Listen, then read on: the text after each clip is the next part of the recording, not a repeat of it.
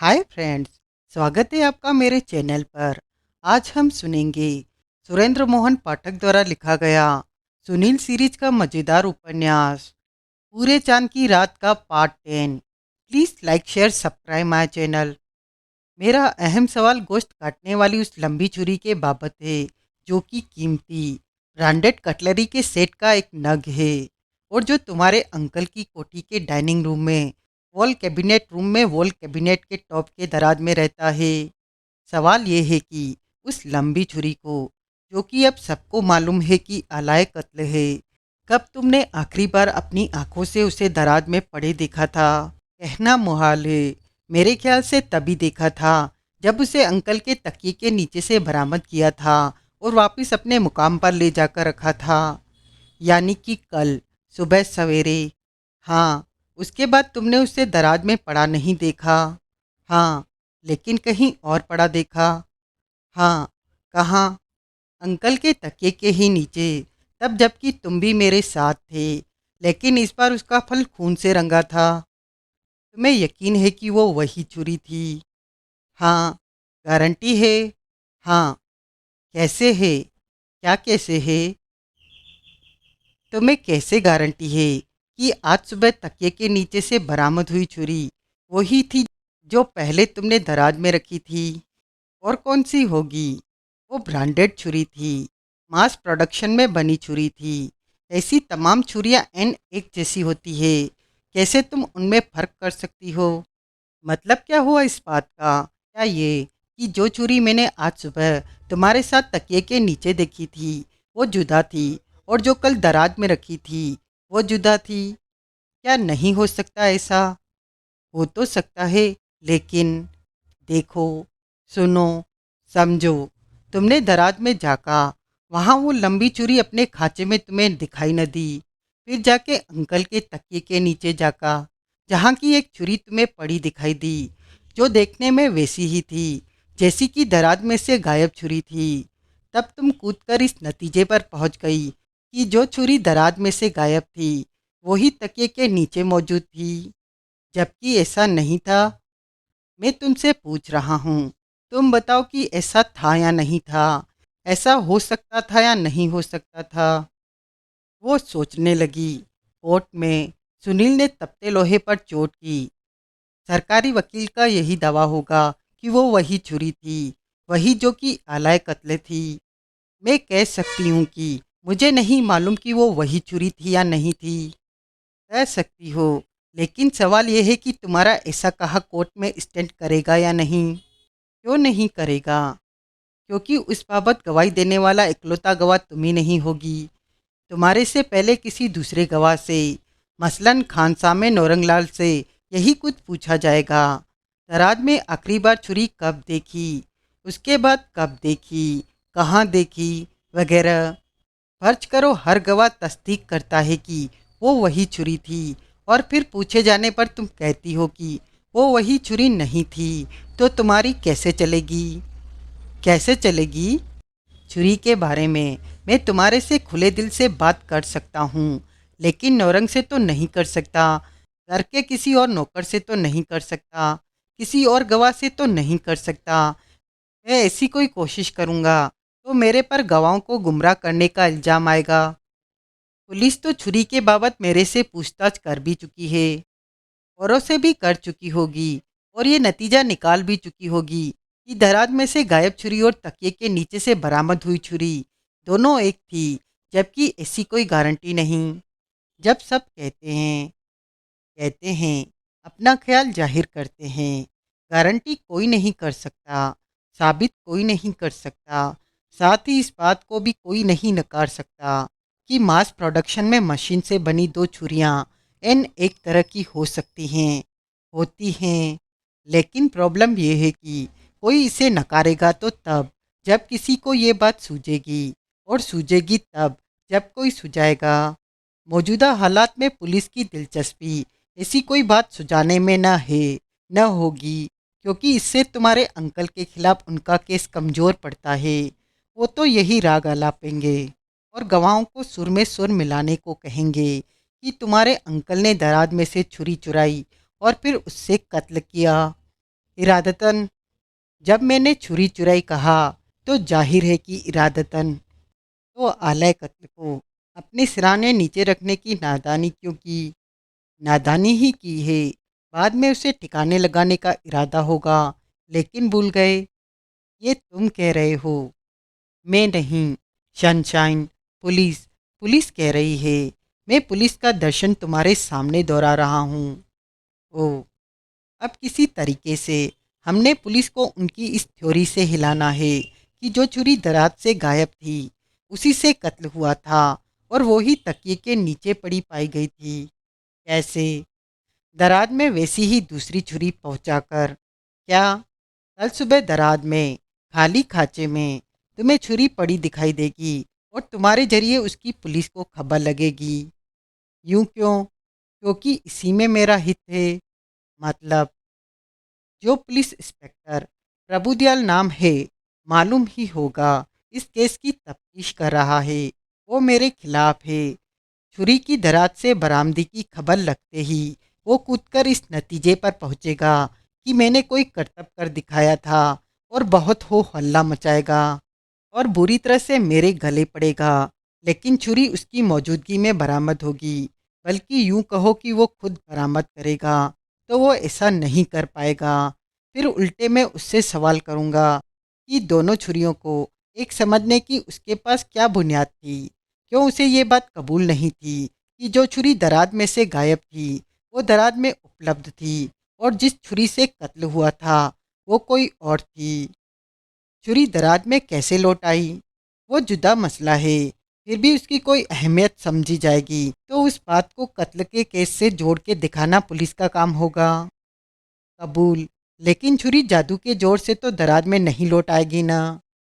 ऐसा कैसे होगा? जब वो गायब जादू के जोर से नहीं हुई थी तो जादू के जोर से लौटेगी कैसे? तो कैसे लौटेगी? तुम रखोगी? मैं? हाँ। कोई एतराज? बरामद? बरामद वो इंस्पेक्टर करेगा। हाँ। ये जरूरी है कि छुरी वहाँ से पुलिस बरामद करे। हाँ, निहायत जरूरी है। यही बात समझाने के लिए तो अभी इतना कल्याण किया मैंने। किसी ने पहले बरामद कर ली तो हमें एहतियात बरतनी होगी कि ऐसा न हो पाए। क्या? तुम छुरी को दराज में रख के दराज को लॉक कर दोगी।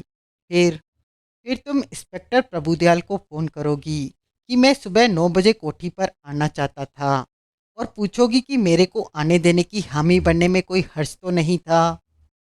नतीजा क्या निकलेगा? वो उड़ता हुआ हैदरुल्लाबाद पहुंचेगा। इस सारे सिलसिले में होगा तो मेरे साथ पंगा होगा। इसका जवाब तो तुम खुद दे चुकी हो। Trick of the trade is not to get caught. पकड़ी गई तो पंगा झेलना, अपने अंकल के खातिर झेलना। ठीक है, मुझे मंजूर है। God bless you my honey child. छुरी कहाँ है?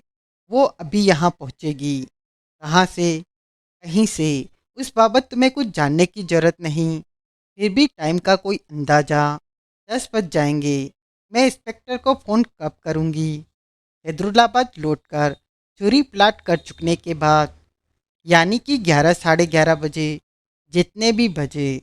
इतनी रात गए फ़ोन कॉल करना ठीक होगा? ठीक होगा, क्योंकि उसकी वजह होगी। क्या? जब भी फ़ोन करोगी इंस्पेक्टर प्रभुदयाल को बोलोगी कि तभी 5 मिनट पहले तुम्हारे पास सुबह आने की बाबत मेरा फ़ोन आया था और उस बाबत हाँ या ना बोलने के लिए तुमने मुझे कॉल बैक करना था। तुम प्रभुदयाल को ऐसा फ़ोन आधी रात के बाद भी करोगी तो वो तुम्हें शाबाशी देगा और तुम्हारे एक रिस्पॉन्सिबल सिटीजन होने का गुणगान करेगा। देखना तुम। गुड। इंतजार में किसी और कदरन तनहा जगह पर बैठकर नहीं कर सकती। ऐसा क्यों चाहती हो? तुम भूल रहे हो कि मकतूल भी मेरा अंकल था। बांजी को ऐसी जगह बैठे किसी ने पहचान लिया तो? I understand. पहले ही बोलना था। पहले क्यों न बोली? तब मुझे ये नहीं मालूम था कि इंतजार भी करना पड़ता था। थोड़ी देर की हाजिरी समझकर बैठ गई थी। ओह, ये बात मुझे भी सूझनी चाहिए थी। शर्मिंदा हूँ कि नहीं सूझी। Never mind. आओ। सुनील ने उसे रमाकांत के ऑफिस में ले जाकर बिठाया। वो हॉल में वापस लौटा तो उसने रमाकांत के साथ टेबल पर ग्रेसी भटनागर और मयंक मदान को बैठे पाया। सुनील सकपकाया। इसकी जिद थी आने की। ग्रेसी दबे स्वर में बोली, नो प्रॉब्लम। सुनील बैठता हुआ बोला, हेलो मयंक। हेलो। मयंक अनबने भाव से बोला, रमाकांत से मिले? हाँ, ग्रेसी बोली। इन्होंने खुद अपना परिचय दिया। बहुत दिलचस्प आदमी है। काम हुआ? वो तो हुआ, लेकिन मयंक फिक्रमंद है। ये ठीक से तुम्हारी जुबानी जानना चाहता है कि तुम किस फिराक में हो, इसलिए मेरे साथ आया। भाई एक तजुर्बा है जो मैं बकाला साहब के खातिर करना चाहता हूँ, और जिसके लिए मुझे उस छुरी की हूबहू जुड़वा छुरी चाहिए थी जो कि डाइनिंग रूम की वॉल कैबिनेट के दराज में से गायब पाई गई है। क्या तजुर्बा है? मयंक बोला, बस तजुर्बा है। इससे ज़्यादा मैं कुछ नहीं बता सकता। तुम्हारी भी भलाई इसी में है कि इससे ज़्यादा तुम्हें कुछ ना मालूम हो। ये बात। हाँ। उसने एक आह सी भरी और ग्रेसी की तरफ देखा। ग्रेसी ने सख्ती से घूरते हुए उसे कोई गुप्त इशारा किया। तब मयंक ने कोट की भीतरी जेब से निकालकर एक लंबा भूरा भीतर से लेमिनेट लिफाफा मेज पर रखा। सुनील ने लिफाफे का मुंह खोलकर भीतर झाँका। भीतर आलाय कत्ल की एग्जैक्ट डुप्लीकेट छुरी मौजूद थी। उसने मुंह बंद कर दिया। कैसे मिली? उसने उत्सुक भाव से पूछा। बड़े आराम से मिली। मयंक अनबने भाव से बोला, जिस सेट का ये नग है उसके 4 सेट अभी भी स्टोर में मौजूद हैं। सेट क्या है? छोटे बड़े साइजों की 6 छुरियां हैं। ये सबसे बड़ी है जो तुमने सेट से निकाली है। हाँ, आई सी। सच पूछो तो बकाला साहब वाला सेट भी उन्हें मैंने ही बेचा था। अच्छा, कब? 2 ढाई महीने पहले। आस्था को सेट पसंद आ गया था। उसने बकाला साहब से बात की थी। उन्होंने फौरन ऑर्डर कर दिया था। मैं सेट खुद हैदराबाद पहुंचा कर आया था। आई सी। बहरहाल शुक्रिया। बकाला साहब तुम्हारे एहसानमंद थे और वक्त आने पर मेरे से कहीं बेहतर तरीके से शुक्रिया अदा करेंगे। मयंक ने जो किया है, ग्रेसी व्यग्रभाव से बोली, उसकी वजह से इसे कोई परेशानी तो नहीं होगी? अरे होगी तो जेल लेगा। सुनील उपहासपूर्ण स्वर में बोला, नौजवान पट्टा है। मेरे को तो, मयंक दबे स्वर में बोला, अभी परेशानी है। किस बात की? लगता है मैं कुछ गलत कर रहा हूँ। खामखा।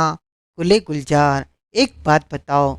मैं जो तुम्हारे स्टोर पर आऊँ और तुमसे कटलरी का वो सेट खरीदना चाहूँ जिसका कि ये एक नग है, तो तुम उसे मेरे को बेचने को इनकार कर दोगे? नहीं। तो फिर? लेकिन एक नग, एक खास नग। क्या खास है इसमें? आपको मालूम है। पूरा सेट बेचा हो तब तो ठीक है। तब तो तुम्हें कोई वहम नहीं सताएगा कि तुमने कुछ गलत किया। हाँ। सेट के बाकी नग यहाँ ले आओ और यूथ क्लब से जिसे कि इस स्पेशल कटलरी की जरूरत है, पेमेंट का चेक ले जाओ। ओके। उसकी जगह ग्रेसी ने निर्णय लिया। वो उछलकर खड़ी हुई और अधिकारपूर्ण स्वर में मयंक से बोली, उठो। दोनों वहाँ से रुखसत हो गए। अब पीछे सुनील बोला, इस छुरी से कुछ सब्जियाँ, गोश्त, मछली वगैरह काटनी होगी ताकि ये नई न लगे, और फिर फिंगरप्रिंट्स पूरी तरह पोंछकर इस हिदायत के साथ उसे आस्था के हवाले करना होगा कि फिंगरप्रिंट्स के बाबत वो भी मुकम्मल एहतियात बरते। मोतियां वालियों, रमाकांत संजीदगी से बोला, एक इस्तेमाल शुदा छुरी का फिंगरप्रिंट से कोरा होना अपने आप में शक की वजह नहीं होगा। काहे को? मर्डर वेपन पर भी तो कोई फिंगरप्रिंट्स नहीं पाए गए थे। पाए गए थे, अलबत्ता वो शिनाख्त के काबिल नहीं पाए गए थे। Never mind. पुलिस ने फिंगरप्रिंट्स के औने पौने होने की कोई वजह सोच ली थी, तो न होने की भी कोई वजह सोच लेगी। ठीक है, तेरी माया तू जाने। मेरे को दे, मैं इसे सेट करवाता हूँ। खुद करता हूँ। क्या? तुम तो गवाह बनाने के खिलाफ हो। मेरे को जो लेक्चर दिया था वो भूल गए? हला हला। लिफाफा उठाकर रमाकांत वहाँ से चला गया। पीछे सुनील ने नया सिगरेट सुलगा लिया और विस्की चुसकता उसके कश लगाता रहा। 5 मिनट बाद रमाकांत वापस लौटा। उसने लिफाफा सुनील को सौंपा। फिट कर दिया प्यारियों। वो बोला, अब कोई नहीं कहेगा कि छुरी की नत नहीं उतरी हुई। क्या? नहीं है। लानत। रमाकांत हंसा। लिफाफे के साथ सुनील ऑफिस में पहुंचा। उसने छुरी आस्था को पेश की। अरे, वो हैरानी से बोली, ये तो वही है। वही नहीं है, सुनील बोला, एन वैसी है। ओ, वही कैसे होगी? हाँ, वही कैसे होगी? वो छुरी तुम्हारी खूब देखी वाली, कई मर्तबा हैंडल की हुई है। तुम्हें उसकी किसी खास शिनाख्ती निशान की याद आती है? नहीं, याद नहीं आती, या ऐसा कोई निशान था ही नहीं। था ही नहीं। आई सी। अब तुमने इस छुरी को ले जाकर वॉल कैबिनेट के दराज में छुरी के खाली खांचे में पहुंचाना है। इस बात की खास एहतियात बरतनी है कि इस पर तुम्हारी उंगलियों के निशान न छूटने पाए, और लिफाफे को ऐसा नष्ट कर देना कि इसका नामो निशान न मिले। उसके बाद इंस्पेक्टर प्रभुदयाल को वैसे कॉल करनी है जैसे मैंने समझाया था। ओके? ने सहमति में सिर हिलाया। और भी कुछ करना है? और क्या? वो उलझनपूर्ण भाव से बोली। भूल भी गई। उसके माथे पर बल पड़े। फिर वो तमक कर बोली, दराज को लॉक करना है। एग्जैक्टली। और लॉक करने से पहले तुमने दराज में क्या रखा था, इसकी किसी को भनक नहीं लगने देनी। ये भी कोई कहने की बात है? कहने की बात। किसी को भनक नहीं लगेगी। गुड। अब मैं चलूं? लिफाफा संभालती हुई और उठकर खड़ी होती वो बोली, हाँ जरूर। बस सिर्फ एक बात का, एक छोटी सी बात का जवाब दे के जाओ। पूछो। क्या तुम्हें लगता था कि तुम्हारे अंकल तुम्हें जान से मार देना चाहते थे? वो बुरी तरह से चौंकी। उसके नेत्र फैले, होठ फड़फड़ाए। फिर वो दम से वापस कुर्सी पर बैठी। क्यों? क्या क्या कह रहे हो? तुम जानती हो, बखूबी जानती हो, मैं क्या कह रहा हूँ। तुम्हें अपने अंकल की नींद में चलने की आदत से पहले से खबर थी। पिछले पूरे चांद की रात को तुमने अपने अंकल को नींद में चलता पाया था, और तब तुमने समझा था कि वो तुम्हें मार डालने की फिराक में थे। नहीं, ये झूठ है। मैंने ऐसा कुछ नहीं समझा था। तो फिर तुमने अपने बेडरूम का ताला क्यों बदला? उस पर मजबूत फैंसी ऑटोमेटिक लॉक क्यों लगवाया? उसके चेहरे का रंग उड़ गया। आंखों में भय की छाया तैर गई। सच बोलो, हकीकत बयान करो। माँ, मैं मैं अपने बेडरूम के दरवाजे का ताला तुमने इसलिए बदलवाया था कि पुराने ताले की एक चाबी अंकल को भी उपलब्ध थी, और तुम्हें अंदेशा था कि तुम्हारी नींद की हालत में तुम्हारे अंकल ताला खोलकर तुम्हारे सिर पर आन खड़े हो सकते थे। इसी वजह से तुमने दरवाजे पर नया बेशकीमती स्प्रिंग लॉक लगवाया था, जिसकी चाबी सिर्फ तुम्हारे पास है। कबूल करो।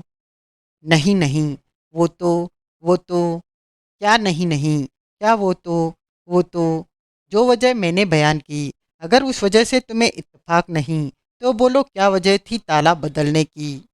वो रोने लगी। मुझे जवाब की कोई जल्दी नहीं। जब रो चुको तो देना। तुम ताले के पीछे क्यों पड़े हो?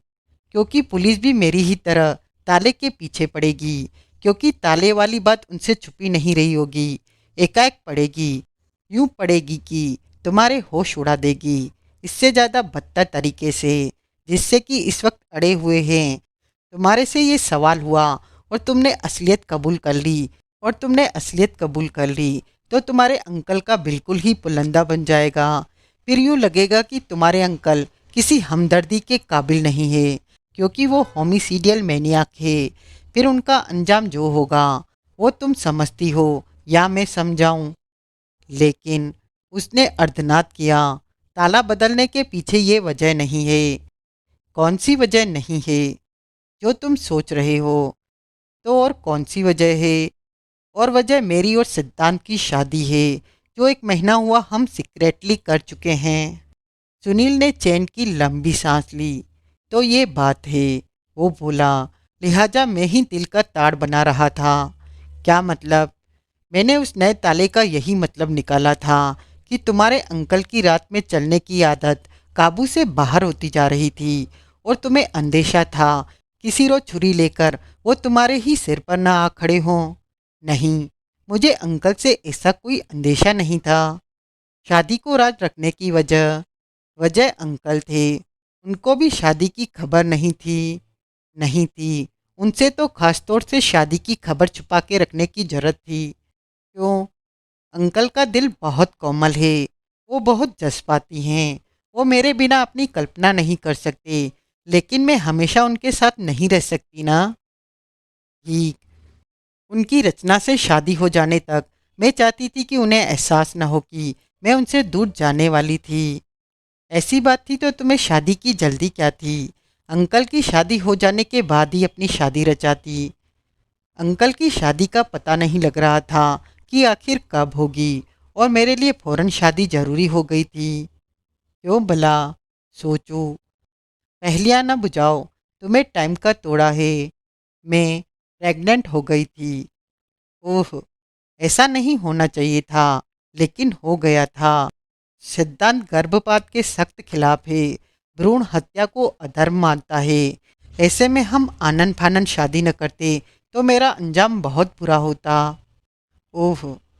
सिद्धांत बहुत एलिजिबल बैचलर था। लड़कियां हर वक्त उसके पीछे पड़ी रहती थी। मैं शादी में देर करती, वो किसी और से शादी कर लेता, तो मेरा तो बेड़ा गर्क था। वो तुम्हें ऐसा धोखा दे सकता था? दे तो नहीं सकता था, लेकिन दिल तो लरसता था। इसलिए तुमने आनन फानन खुफिया शादी रचाई। हाँ। ताला इसलिए बदला ताकि उसकी चाबी तुम्हारे और सिद्धांत के अलावा किसी के पास न हो, ताकि खुफिया खाविंद खुफिया तरीके से खुफिया हरकतें करने बेरोक टोक आ जा सके, और उन हरकतों के दौरान कोई दूसरा, जैसे कि तुम्हारे अंकल, न आ जा सके। हाँ। इस कारोबार को जारी रखने के लिए तो कोठी के मुख्य द्वार की चाबी भी उसके पास होनी चाहिए, है ना? हे, तुमने मुहैया करवाई, और कौन कराता? तो ये थी असल बात। हाँ। तोबा, कैसे मैंने नए ताले की बात सुनकर दो में दो जोड़कर जवाब 36 निकाला। कैसे मैं कूदकर इस नतीजे पर पहुंचा कि अपने अंकल की रात के चलने की अलामत की वजह से तुम उनसे जान का खतरा महसूस करती थी। वो खामोश रही। किसी को तुम्हारी शादी की कतई कोई खबर नहीं? हाँ। किसी को भी नहीं। किसी को भी नहीं। हाँ। Okay, now get along. वो वहाँ से रुखसत हो गई। चैप्टर 4। सुबह ठीक 9 बजे सुनील आदित्यनाथ बकाला की कोठी की कॉलबेल बजा रहा था। ड्राइवे में पुलिस की जीप खड़ी थी, जो कि भीतर इंस्पेक्टर प्रभुदयाल की मौजूदगी की चुगली करती थी। लेकिन ये उसे उम्मीद नहीं थी कि भीतर से दरवाज़ा ही खुद वो खोलेगा। माई बाप, आप यहाँ? नकली हैरानी जताता वो बोला। सुबह सवेरे क्या चाहते हो? प्रभुदयाल रूखे स्वर में बोला। अभी तो गर्मा गर्म चाय चाहता हूँ। रेगुलर ब्रेकफास्ट की बाबत सोच के बताऊंगा। बकवास मत करो। मैंने आपके सवाल का जवाब दिया है। ये बकवास कैसे हो गई? तुम जानते हो कैसे हो गई। अब बोलो क्या चाहते हो? ये सवाल मेरे से कोई घर का बंदा पूछे तो कैसा रहे? प्रभुदयाल ने घूर कर उससे देखा। आप भूल रहे हैं कि मैं मीडिया पर्सन हूँ, और यहाँ मौजूद लोगों का अपने अखबार के लिए इंटरव्यू लेने का मुझे पूरा अख्तियार है। यहाँ मौजूद हर शख्स पुलिस का गवाह है, और उसे खास हिदायत है कि वो किसी के सामने मुंह न फाड़े। मैं कोई नहीं, ब्लास्ट का एक नेशनल डेली का चीफ रिपोर्टर हूँ। यहाँ कोई तुमसे बात नहीं करेगा। आप तो अंतर्यामी है, जो लोगों के दिल की बात भाप लेते हैं। सबको पुलिस की हिदायत है। पुलिस के पास तोप है। मुल्क में इमरजेंसी लग गई है। Freedom of speech, freedom of expression के बुनियादी हुकूक पर सरकारी सेंसर जारी है। बहुत बोलते हो। ऐसा है भी तो। ये बात मैं घर के किसी बंदे से सुनना पसंद करूँगा। प्लीज़ रास्ते से हटिए। प्रभुदयाल ने अपनी जगह से हिलने की कोशिश न की। Sir, you don't on this place. तभी प्रभुदयाल के पीछे आस्था प्रकट हुई। हेलो, वो बोली। Hello your self. सुनील बोला। मैं तुमसे मिलना चाहता हूँ। तुम्हें कोई एतराज है? ये गवाह है। प्रभुदयाल गुस्से से बोला। जिसके साथ तुम गवाह होने से पहले ये घर की मालकिन है। तुम्हें क्या मालूम? क्या? क्या मालूम?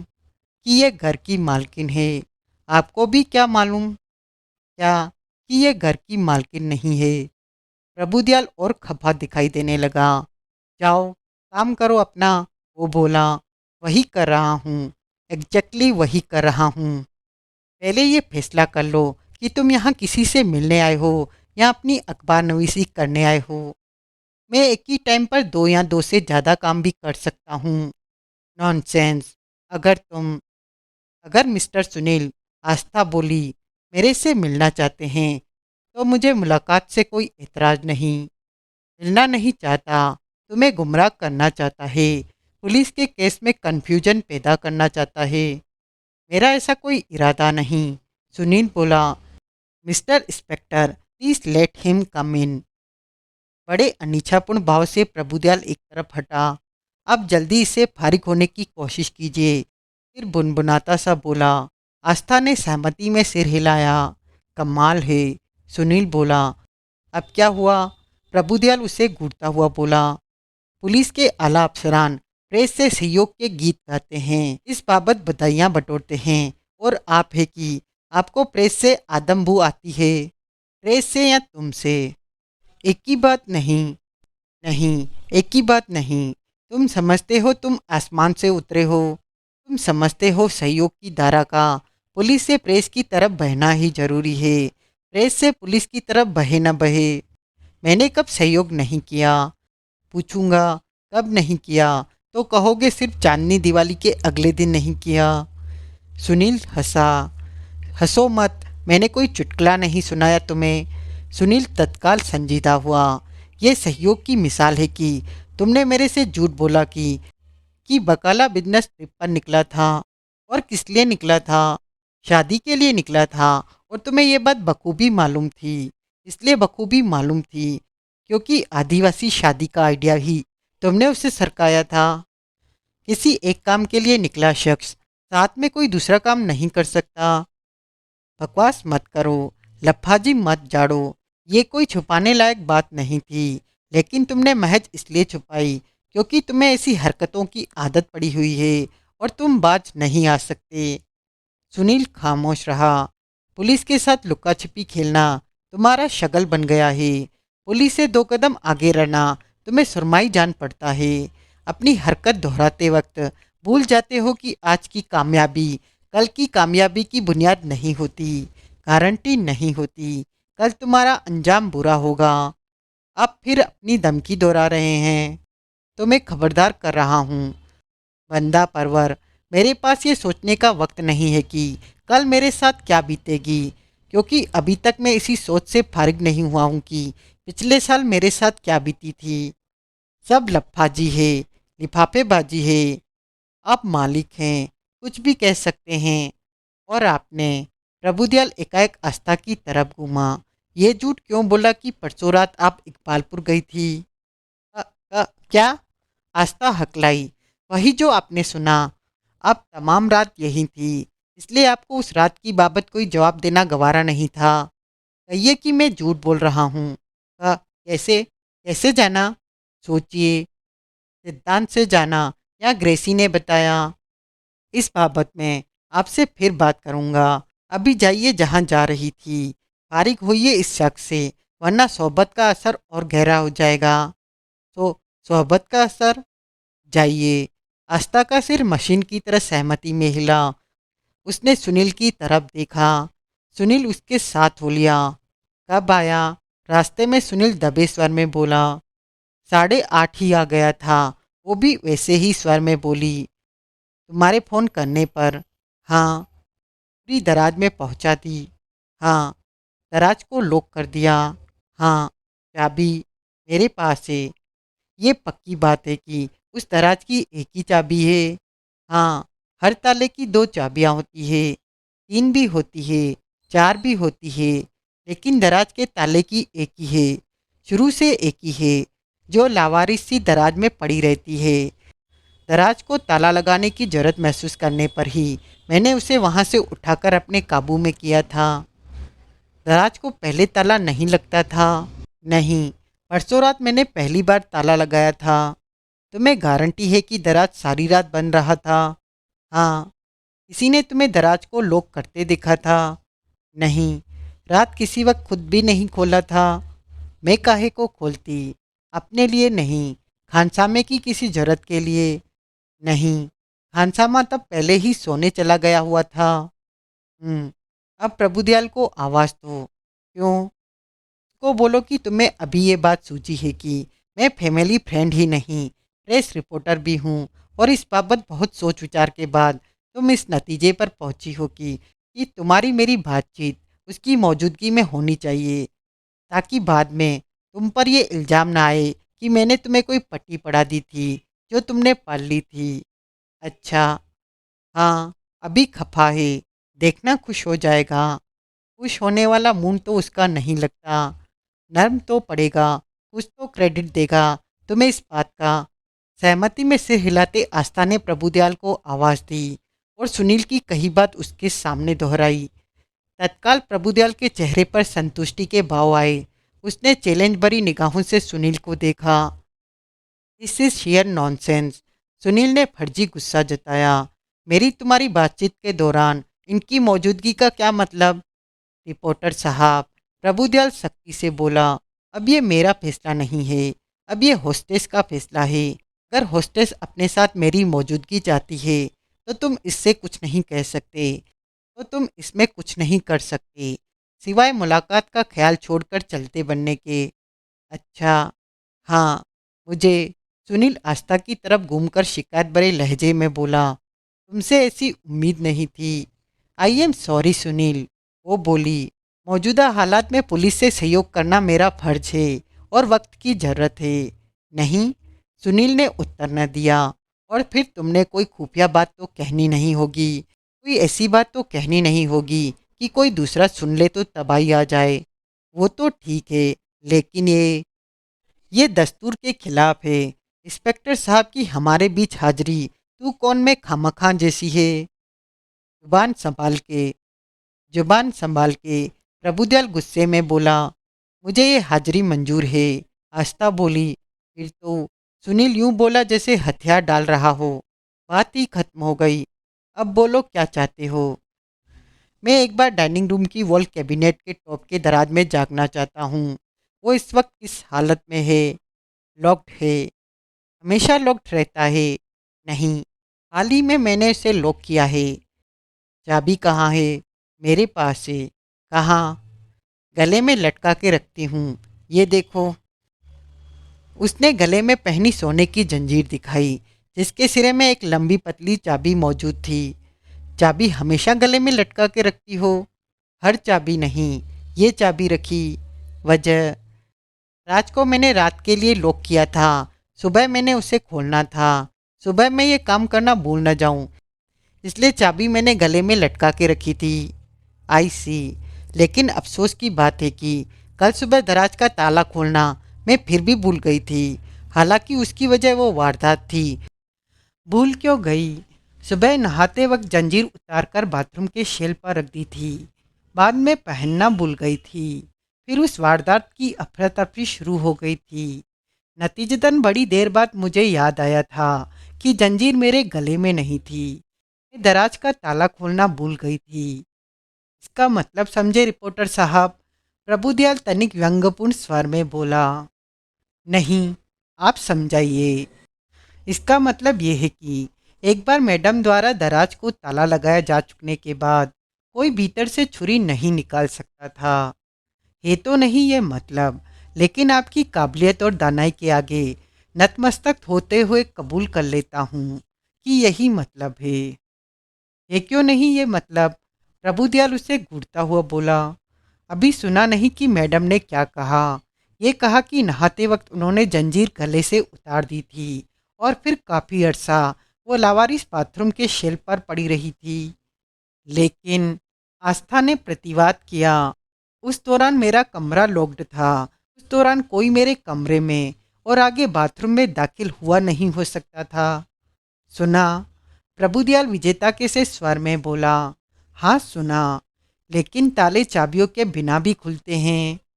ये ताला ऐसे नहीं खुला था। पुलिस के एक्सपर्ट ने चाबी के छेद का माइक्रोस्कोपिक एग्जामिनेशन किया था। उस पर या आसपास की लकड़ी पर किसी भी तरह की खरोचों के या छेड़छाड़ के कोई निशान नहीं पाए गए थे। समझे? समझा। लेकिन इसका मतलब क्या हुआ? मतलब तुम्हें नहीं पता? सिवाय इसके नहीं पता कि आप ये मान के चल रहे हैं कि जब दराज को लॉक किया गया था तब छुरी उसमें मौजूद थी। नहीं मौजूद थी तो बकाला ने पहले ही निकाल ली थी। जरा चाबी दिखाना। आस्था ने चाबी पेश की। सुनील ने प्रभुदयाल को दिखाने के लिए चाबी का बारीक मुआयना करने का अभिनय किया। इस वक्त तो दराज को ताला नहीं होगा। फिर वो बोला, क्योंकि तुमने कहा था कि दिन में दराज को लॉक्ड नहीं रखा जाता। वो इस वक्त लॉक्ड है क्योंकि मैंने अभी उसे खोला नहीं है। कब लॉक किया था? कल रात को। जाहिर है। वजह? कोई खास नहीं, बस यूं ही मन में आया कि दराज को लॉक कर दूं। सोचा कोई खामखा उसमें हाथ वाथ न मारे। देखे जरा। आस्था ने प्रभुदयाल की तरफ देखा। प्रभुदयाल ने हिचकिचाते हुए सहमति में सिर हिलाया। तीनों डाइनिंग रूम में पहुंचे और वाल कैबिनेट के सामने जा खड़े हुए। सुनील ने ताले के छेद का कुछ क्षण मुआयना किया और फिर सहज भाव से बोला, खोलो तो जरा। आस्था ने चाबी लगाकर ताला खोला और दराज को बाहर खींचा। तत्काल उसके मुंह से सिसकारी निकली। दराज में लंबी छुरी वाला खांचा खाली था। छुरी वहां नहीं थी। आस्था के चेहरे पर सख्त हैरानी के भाव आए। उस घड़ी सुनील को ऐसा लगा जैसे दराज में लंबी छुरी वाला खांचा खाली देखकर आस्था से ज्यादा हैरानी प्रभुदयाल को हुई हो। क्या माजरा था? आस्था ने कुछ कहने के लिए मुंह खोला, लेकिन सुनील की चेतावनी भरी निगाह के जरिए साया तत्काल होठ बींच लिए।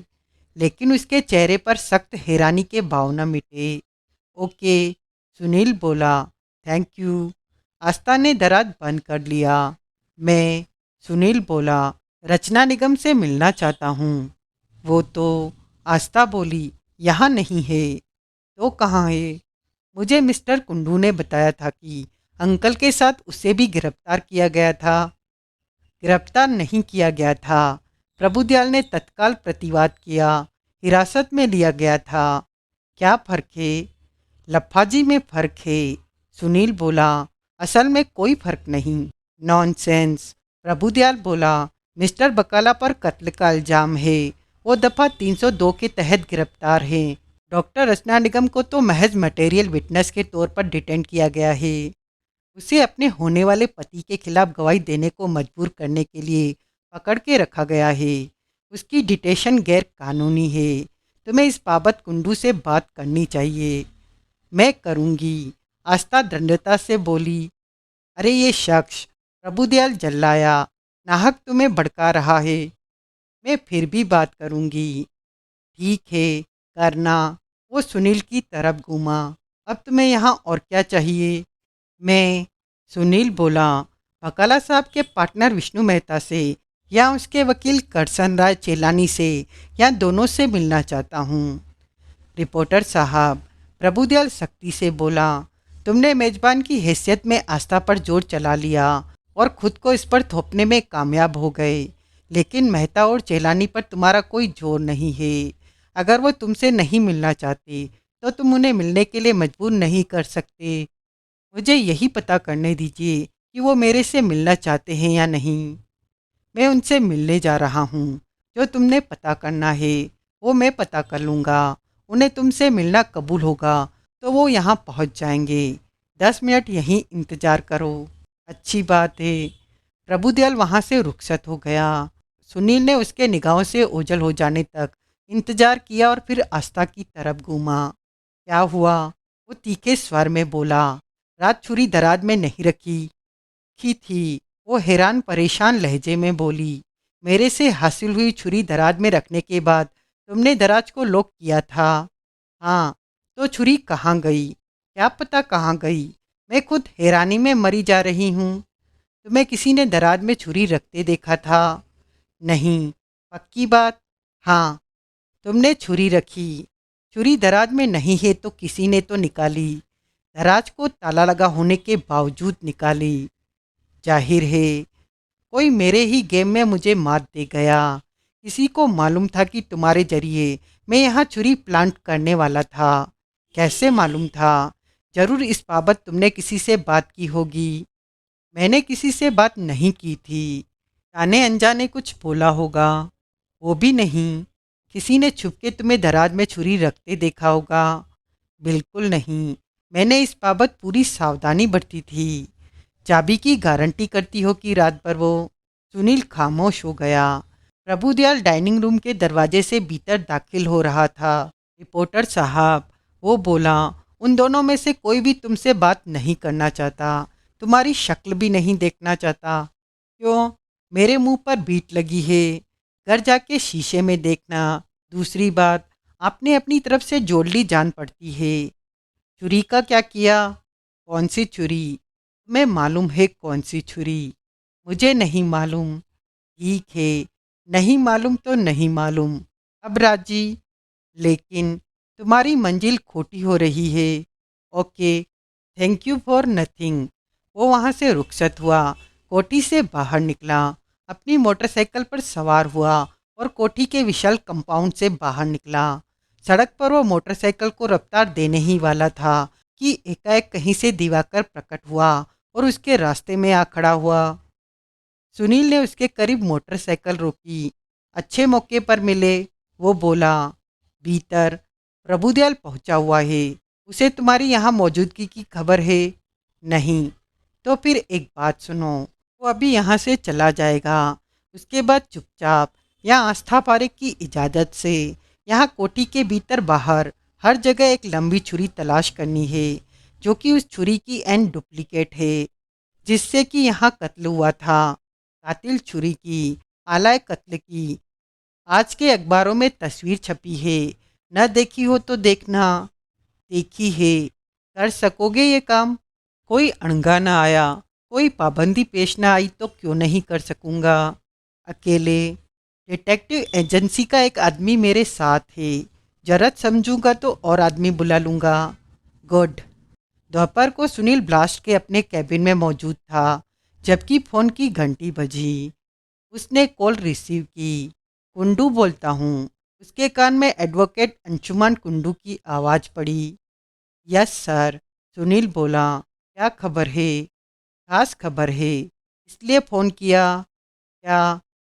मैंने तुम्हें बताया था ना, सुदेश पाला बकाला ने लोअर कोर्ट से जारी हुई तलाक की डिक्री के खिलाफ अग्रवाल एंड अग्रवाल एडवोकेट के थ्रू हाई कोर्ट में अपील लगाई थी। हाँ, जज ने फ्रॉड वाली बात को संज्ञान देते हुए तलाक पर स्टे लगा दिया है और अगली सुनवाई तक के लिए बकाला की तमाम चल और अचल संपत्ति को अटैच कर दिया है। क्या मतलब? बकाला अगली सुनवाई तक अपनी किसी अचल संपत्ति की फरोख्त नहीं कर सकता और अपने बैंक अकाउंट से कोई पैसा नहीं निकाल सकता। सुदेश बाला की खुद को कस्टोडियन नियुक्त किए जाने की अर्जी भी कोर्ट में विचाराधीन है, जिसका फैसला कल सुनाया जाएगा। बन जाएगी वो कस्टोडियन। लगता तो यही है। जब उसकी न चलने लायक बात चल गई, तलाक पर स्टे लग गया, तो कोर्ट उसे बकाला की संपत्ति का कस्टोडियन नियुक्त करने में क्या हुज्जत करेगा? यानी कि कोर्ट को ये बात काबिले एतबार लगी कि बकाला अपना दिमागी तवाजन खो चुका है। उस पर लगे कत्ल के इल्ज़ाम की वजह से लगी। कोर्ट में राजकमल अग्रवाल ने इस बात को बड़े पुरजोर तरीके से पेश किया था कि जैसे कत्ल हुआ था ऐसे उसे कोई सिरफराही अंजाम दे सकता था। ऐसा शख्स अपनी दौलत लुटा सकता है, अपनी प्रॉपर्टी गलत हाथों में जाने दे सकता है और ऐसी विध्वंस हरकतों से उसे रोकने के लिए उसकी चल अचल संपत्ति का कस्टोडियन नियुक्त किया जाना जरूरी है। कस्टोडियन यानी कि सुदेश पाला, यानी कि बीबी, जिसे कि कोर्ट नेचुरल कस्टोडियन करार देगा। उस औरत की तो बन जाएगी, ऐसा ही जान पड़ता है। और उसने कोर्ट से अपील की है कि तलाक पर स्टे की सूरत में अब गुजारे बत्ते की उस रकम का कोई मतलब नहीं रह जाता जो कि उसे मिल रही है, इसलिए उसकी अदायगी को खारिज कर दिया जाए। क्या कहने, कुर्बानी है उसकी। 30,000 रुपये महाना पर अपना दावा छोड़ रही है। गड़ा काबू में आता दिखाई दे तो उसकी एक बूंद की कुर्बानी कोई मायने नहीं रखती। ठीक कहा तुमने। बकाला साहब इस बाबत कुछ नहीं कर सकते। नॉर्मल हालात में बहुत कुछ कर सकते थे, लेकिन हालात नॉर्मल तो नहीं है। वो कत्ल के इल्ज़ाम में गिरफ्तार हैं और फिलहाल तो जमानत की भी संभावना नहीं जान पड़ती। हालात की मौजूदा मार खाते ऐसे शख्स की ये दुआई कौन सुनेगा कि उसने तलाक के मामले में कोई फ्रॉड नहीं किया था। अब तो ये बात भी उसके खिलाफ जाएगी कि लोअर कोर्ट ने उसकी एडवांटेज के मैनेजर आनंद फानन अपना फैसला सुनाया। बीबी के मामले में बकाला साहब के लिए अब कौन सा रास्ता खुला है? एक ही रास्ता खुला है कि वो कॉम्प्रोमाइज करे, बीबी से आउट ऑफ कोई प्रॉपर्टी सेटलमेंट करे। लेकिन इस रास्ते पर चलने में ये खराबी है कि बकाला साहब की तरफ से जो ही ऐसी कोई पेशकश होगी, बीबी हिमालय पहाड़ पर चढ़ बैठेगी और अपनी हर जायज़ नाजायज़ मांग मनवा कर ही वहाँ से उतरेगी। फिर तो ये सही रास्ता न हुआ। भाई, मैं बुरी जुबान बोल रहा हूँ। भौंकते कुत्ते को चुप कराने को हड्डी तो डालनी ही पड़ती है। हड्डी ही तो हुड्डा बन के खुद ही तो कुत्ते के सामने नहीं परस जाना पड़ता। तुम कत्ल के केस को भूल रहे हो। वो औरत मुखालिफ होगी तो उस केस में भी ऐसा मुंह फाड़ेगी कि बकाला के लिए प्रॉब्लम बन जाएगी। क्या करेगी? काला के पार्टनर से उसकी बातचीत तो चल ही रही है। सीधे से उसे अपना मतलब हल होता नहीं दिखाई देगा तो बकाला को हट करने के लिए उसके पार्टनर की तरफदार बन जाएगी। फिर बकाला बीबी से बच जाएगा तो पार्टनर से खता खाएगा या दोनों से। ये भी हो सकता है। ये उन दोनों के गठजोड़ की ताकत पर निर्भर करता है। वो पार्टनर की लाइन को टो करेगी। आज की कहानी बस यहीं तक। कहानी का अगला भाग जानने के लिए बने रहें मेरे साथ। अगर आपको यह नावल पसंद आया हो तो please like share subscribe my channel.